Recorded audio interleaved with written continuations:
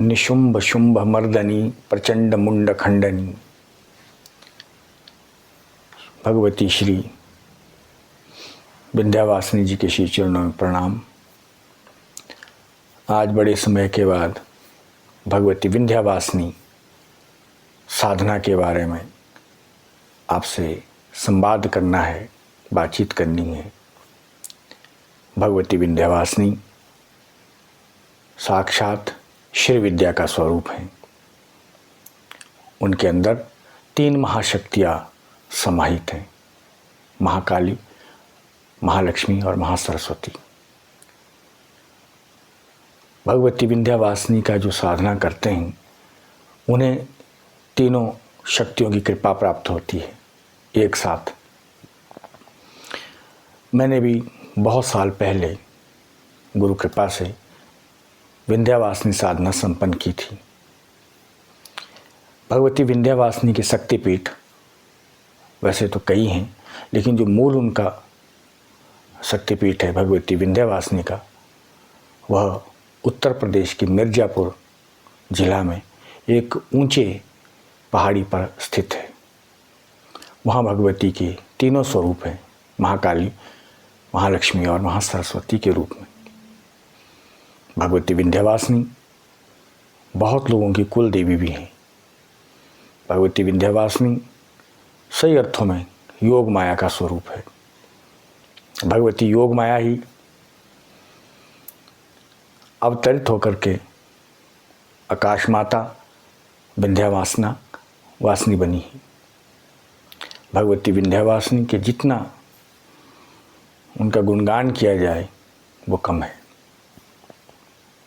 भगवती योग माया, आदिशक्ति, श्री विद्या, भगवती राजराजेश्वरी विंध्यावासिनी की साधना प्रत्येक साधक को अवश्य जीवन काल में करनी चाहिए। हमारे जीवन का ये सौभाग्य है कि हमारा जन्म हिमाचल प्रदेश में कुल्लू में हुआ है और एक ऐसे स्थान पर हुआ है जहाँ पर चारों तरफ शक्तिपीठ है। हिमाचल में सबसे ज़्यादा शक्तिपीठ हैं।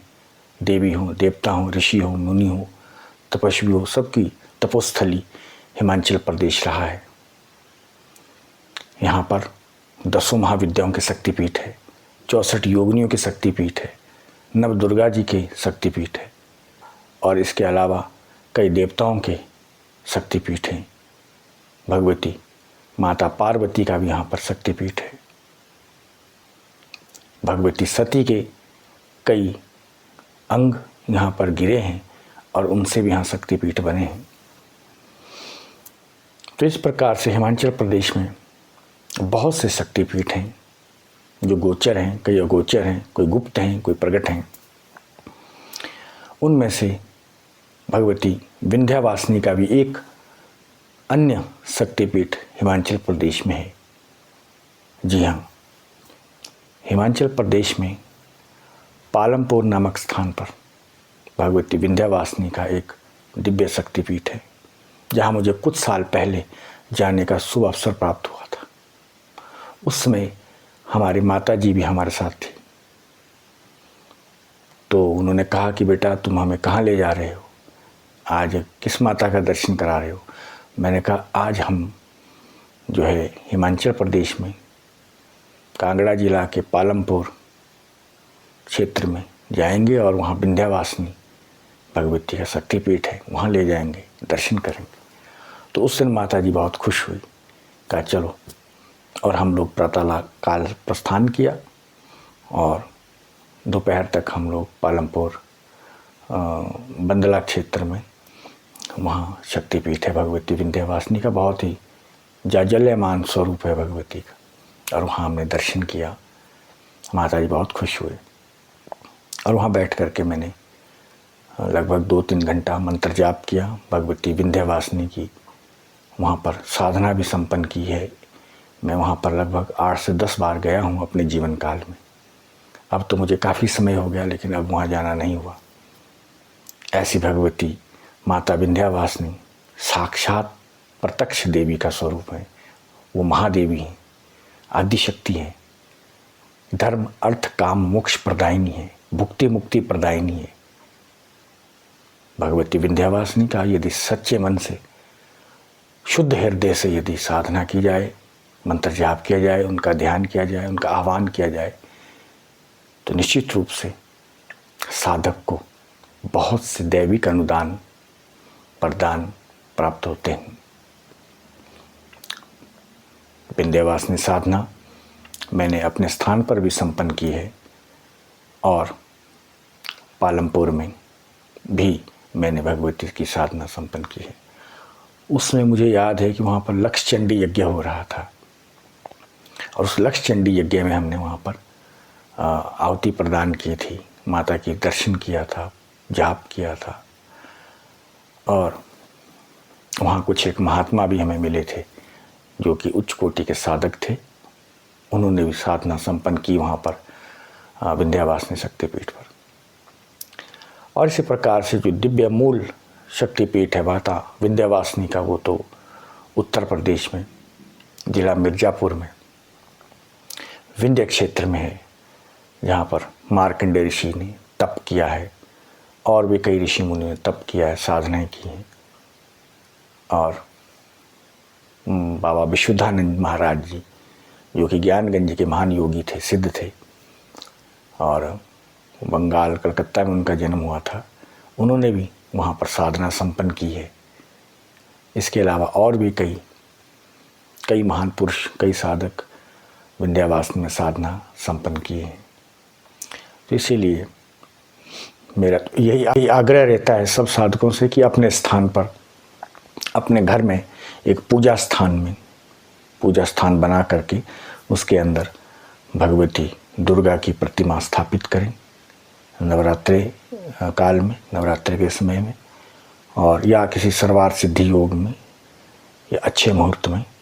और उस भगवती दुर्गा की जो प्रतिमा है, क्योंकि अपने पूजा कक्ष में प्रतिमा छोटी होनी चाहिए, बड़ी प्रतिमा घर में नहीं रखते हैं, तो छोटी प्रतिमा लगभग 3, 4, 5 इंच की हो, तो उसको जो है पूजा प्राण प्रतिष्ठा करके विधिवत शास्त्र विधि से फिर उनकी वहाँ पूजा अर्चना अभिषेक करके, तो उनके अंदर भगवती विंध्यवासिनी का आह्वान और कल्पना करनी चाहिए और फिर उनका आह्वान, ध्यान और मंत्र जाप करना चाहिए। यदि आपको ये विधि, क्योंकि साधना की बड़ी लंबी चौड़ी विधियाँ होती हैं, यदि आपको बहुत लंबी चौड़ी विधि विधान नहीं आता है तो आप भगवती माता का जो है निवारण मंत्र भी जाप कर सकते हैं, या ओम दुर्गाय नमः इस मंत्र का भी जाप कर सकते हैं।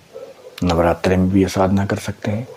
विंध्यवासिनी जो दिवस होता है उसमें भी ये साधना संपन्न कर सकते हैं। और मैंने देखा है कि विंध्यवासिनी साधना जब मैंने की है तो मुझे बहुत लाभ मिले हैं। अनुभूतियाँ भी है, लेकिन अनुभूतियाँ ज़्यादा बतलाने से क्या फ़ायदा, क्योंकि स्वयं जब साधक साधना करते हैं तो उनको बहुत सी अनुभूतियाँ होती हैं, और अनुभूतियाँ जितनी गोपनीय रखी जाए उतनी फलित होती हैं। मेरे पास तो बहुत सी अनुभूतियाँ, लेकिन मैंने कोशिश करता हूँ कि कम से कम अनुभूति बतलाई जाए, क्योंकि मेरी अनुभूति आपकी अनुभूति नहीं बन सकती। आपकी अपनी अनुभूति अलग होगी, मेरी अलग होगी। इसलिए मैं अगर बतला भी दूँ बहुत सी अनुभूतियाँ तो आप विश्वास नहीं करेंगे। इसलिए सबसे बेटर है, सबसे अच्छा है कि आप स्वयं साधना करें, स्वयं अनुभूति करें, और अपने स्थान पर, अपने घर में, अपने कुल परंपरा, कुल गुरु के सानिध्य में। मैं हर बार कहता हूँ कि बाहर मत भटकिए, बाहर बहुत भटकाव है। कोई सौभाग्य से ही श्रेष्ठ गुरु परंपरा मिलती है। ऐसा नहीं कि श्रेष्ठ गुरु नहीं, गुरु हैं, सिद्ध पुरुष हैं।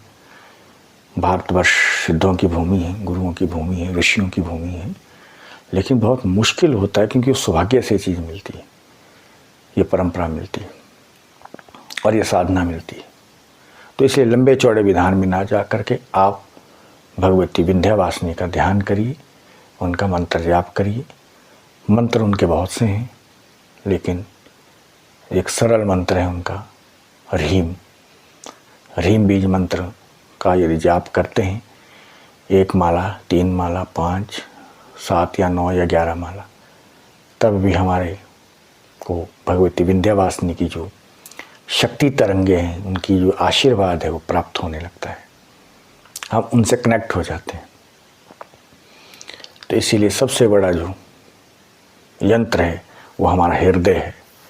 यदि हमारा हृदय भगवती की भाव से, भगवती के ध्यान से आपूरित है, आप्लावित है, तो निश्चित रूप से हमें भगवती की अनुभूति होनी शुरू हो जाती है। तो इसीलिए कोशिश करें कि हमें भगवती का दर्शन हो या ना हो, हमारा संकल्प ऐसा नहीं, हमारा संकल्प ये होना चाहिए जो हमारे जीवन की समस्या है, कष्ट है, पीड़ा है, ताप है, पाप है, शोक है, दुख है, दारिद्र्य है, ये सब का नाश हो, हमारा जीवन दिव्य बने, संपन्न बने, शक्तिमय बने, हमारे अंदर वीरता के गुण आए, हमारे अंदर शौर्य आए, तेज आए, ओज आए, शक्ति आए, ऊर्जा आए। यही तो शक्ति का स्वरूप है। शक्ति के बिना सब व्यर्थ है, शक्ति के बिना जीवन खोखला है, जीवन कुछ है ही नहीं। शक्ति है तो सारा ब्रह्मांड शक्ति से चलता है। सूर्य, चंद्र, ग्रह, नक्षत्र, तारे, जो भी आप देख रहे हैं सारा शक्ति का जो है महाविलास है। योग माया भगवती विंध्यवासिनी का ही सारा का सारा जो है ये क्या है, क्रिया है, उनका सारा का सारा जो है स्वरूप है।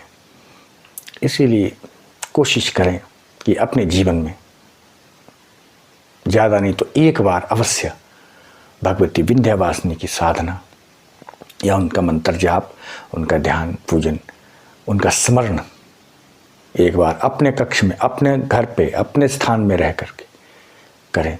हाँ, कभी मौका मिले तो जरूर विंध्यवासिनी के शक्तिपीठ में जा कर के भी आप दर्शन कर सकते हैं, वहाँ भी जा कर के आप जाप कर सकते हैं। मगर ध्यान रखें कि बिना गुरु से कोई भी साधना ना करें, गुरु के सानिध्य में करें और उससे और ज़्यादा सफलता मिलती है। मैं भी ये साधना सिखा सकता हूँ, लेकिन मुझे गुरु का आदेश नहीं है और ना ही भगवती का ऐसा कोई इंस्ट्रक्शन है। हाँ, मैंने आपके लिए, आपके अंदर प्रेरणा जागृत करने के लिए अच्छे मार्ग पर, शक्ति मार्ग पर भगवती की साधना की तरफ प्रेरित किया है, मात्र इतना। लेकिन जिस दिन मेरे सद्गुरुदेव की मुझे आज्ञा होगी कि आप भी साधना सिखाइए, दीक्षा दीजिए, और उस समय देखा जाएगा। लेकिन अभी ना उनका आदेश है, ना निर्देश है, और भगवती का भी कोई भी अभी आदेश नहीं है कि मैं साधना या दीक्षाएं प्रदान करूं। हाँ, जानकारी आपको देता हूं क्योंकि हमारे सनातन धर्म है, सनातन धर्म की जो दैविक ज्ञान है, संस्कृति है, उसका प्रचार करना, जानकारी देना, ये मैं समझता हूँ बहुत बड़ा धर्म की बात है, बहुत बड़ी बात है। तो इसीलिए आपको ये जानकारी अच्छी लगी होगी तो आप अवश्य इसको अपने हृदय में उतारें, अपने जीवन में उतारें और विंध्यवासिनी भगवती का आप नित्य स्मरण करें।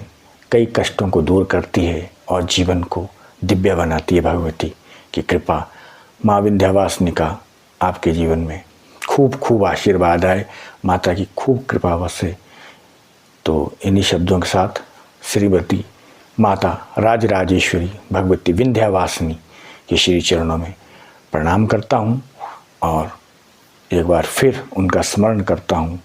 निशुंभ शुंभ मर्दनी प्रचंड मुंड खंडनी, नमामि विंध्यवासिनी, नमामि विंध्यवासिनी। ओम विंध्यवासिनी नमः।